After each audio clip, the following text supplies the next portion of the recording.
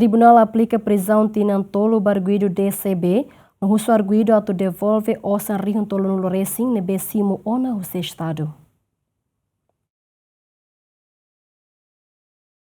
Tribunal Judicial Primeira Instância dele e a terça halo leitura acordam para caso falsificação documento veterano nian.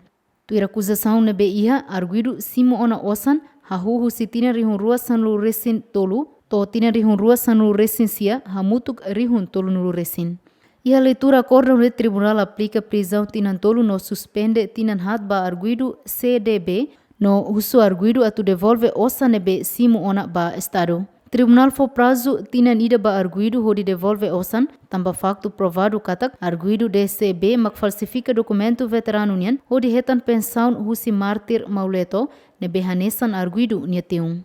Ba caso falsificação documento idane Ministério Público mos apresenta arguidu selo co inicial JL, mas be tribunal absolve arguidu JL husi crime idane, tamba lahi prova katak arguidu JL cada fulan simu osan husi arguidu DCB.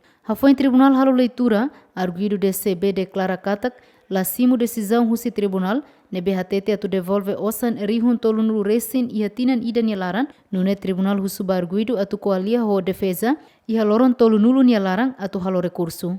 Antes ne alegação Ministério Público husu ba tribunal atu aplica prisão efetiva tinan 5 ba arguido DCB, no husu arguido atu devolve osan nebe simu ona, tamba provado katak arguido DCB mak falsifica documento hodi hetan pensão husi martir mauleto. E a acusação do Ministério Público cita katak tuir lolos requerente ho inicial FS makia direito hodi hetan pensão tamba hanesan wan rasik husi martir mauleto.